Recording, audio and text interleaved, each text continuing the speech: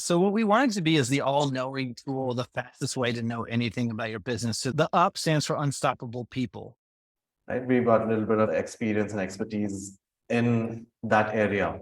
You're not going to get it if you're doing something that could be very easily replicated by an individual. It's nuts. It's awesome. So that has just reduced the onboarding friction. Hey, it's Ronsley. Welcome, you AI geek, to Amplify AI. Consider this podcast your digital compass for you, the business leader wanting to use artificial intelligence ethically and in alignment with your brand's identity to achieve your business goals. Leading and running a business in the world of AI is like solving a Rubik's Cube blindfolded. But this podcast and I are here to make that easy. Every episode is a masterclass in unlocking techniques for using AI as a business leader, founder, owner. Thanks for being here. Let's learn.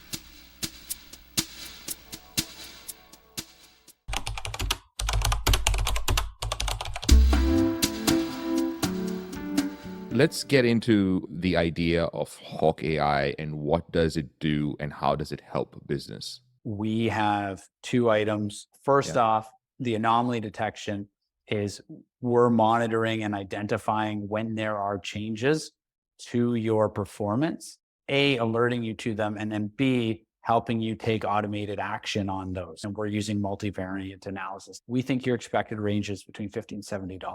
If you're outside of that range, do you want us to automatically turn off your campaign? Yes, no. You want us to take care of that. This is the human control part, is like, what parameters are you setting for us to do stuff? Then we'll go and do it based on our intelligence around expectations of what day of the week is it, what the weather is, all of this different stuff we factor in. And we say, if you're outside of your expected range by 10%, 20%, where's your threshold? Okay, that's your threshold. That's the feedback you're giving us. And then we go and execute that for you.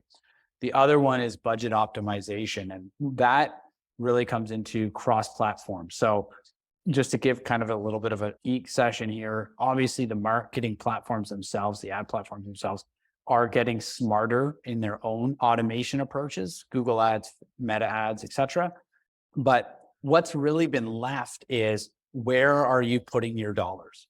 And so our platform looks at across all of your platforms and across all of your campaigns, where we would reallocate spend based on, again, a number of factors, but reallocating spend across campaigns and across platforms. So is it a case that someone with no marketing background or very little marketing background can have AI decide where their ads go?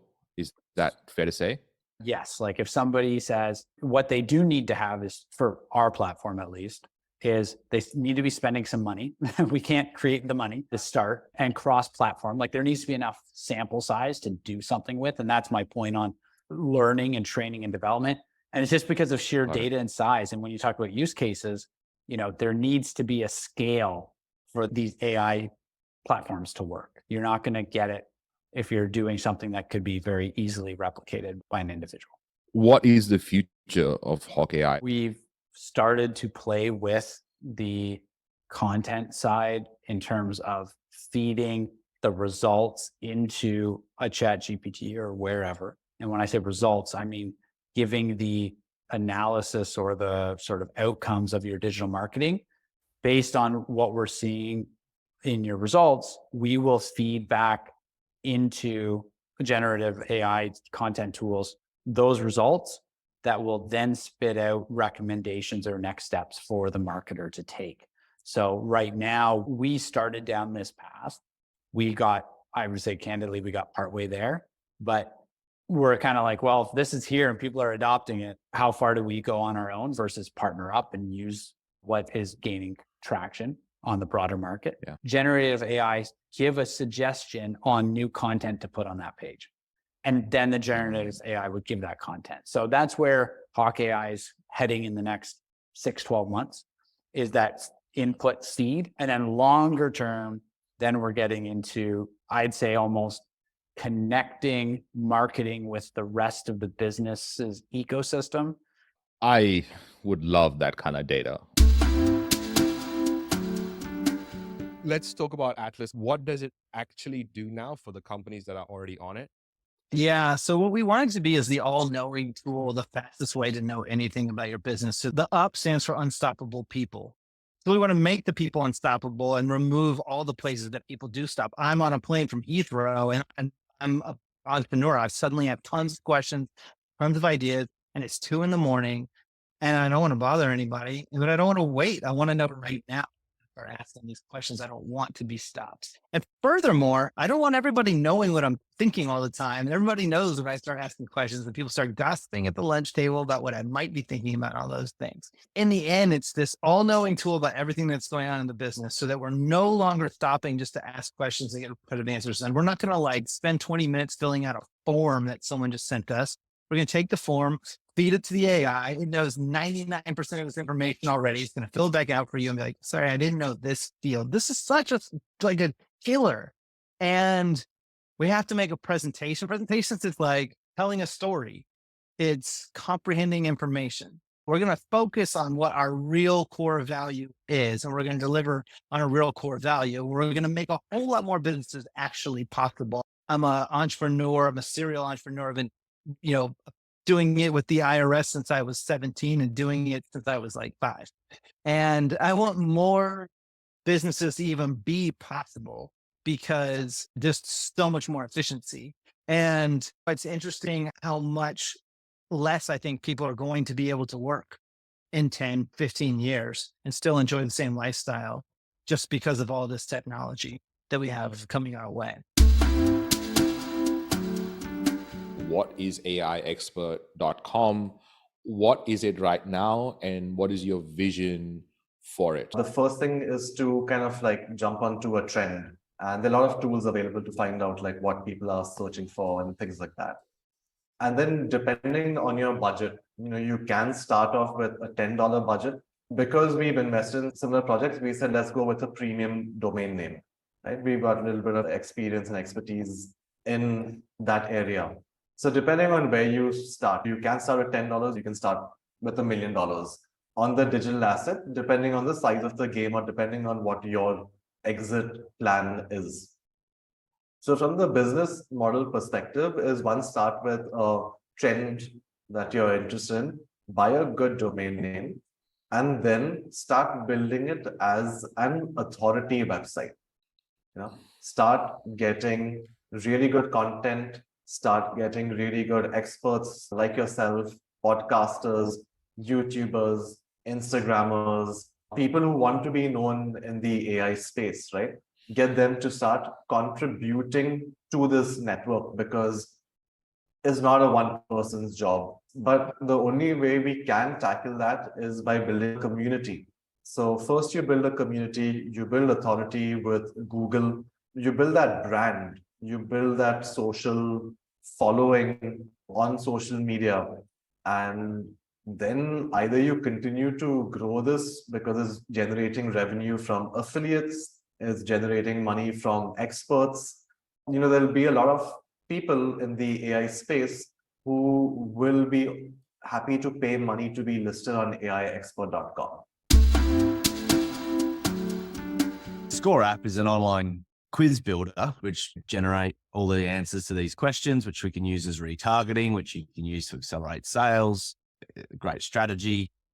Got the book, Scorecard Marketing. Dan and I wrote Scorecard Marketing. So 4-step playbook for better leads and bigger profits. And that's going well. So we went into rapid development of that in Score App and launched it about 6 weeks ago. Our AI wizard that builds the questions, you answer a few questions about your business and your niche, and it'll help you refine it and get really specific to make sure it's clear. And then it'll take that specificity and come out with a sample set of questions that are nuts. Like it's nuts, and you can tweak it.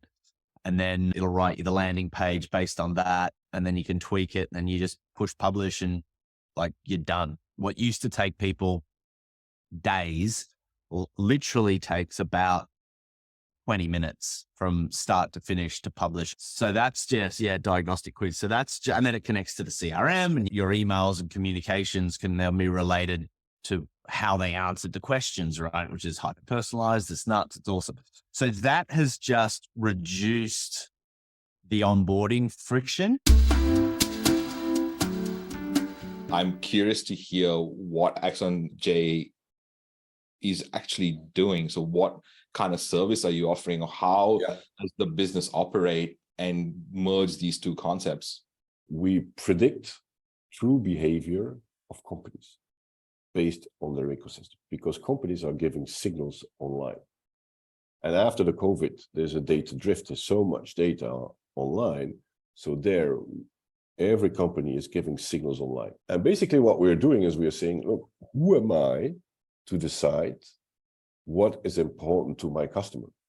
I'm a data science specialist. I'm a data and AI specialist. I'm not an HR specialist. I'm not a finance specialist. I'm not a marketing specialist. I'm not that. So basically we put a simple cocktail together of whatever, 10, 15 signals. And then our customer is giving feedback on that. And this is altering the cocktail of signals all the time in real time. By giving his feedback, just like on Facebook, like, dislike, he's changing the basics of the algorithms all the time based on reinforcement learning. So you've got an evolutive model, and at the same time, you can predict the behavior of companies. So if a company is going to lay off people or hire people, well, he might just want a big contract, appoint a new CEO or new sales manager. And it's never one signal, it's always the cocktail that makes the magic. And then the feedback on that. And that's how it works. Hey, AI Geek, thanks for listening. Your job doesn't stop here. I want you to lend your voice to the conversation. So you can join those conversations, discussions, new trainings, new recordings, and the rest of the AI Geeks by going to aigeeks.co. Also, share this podcast with a friend, another potential AI geek. Until then, much love.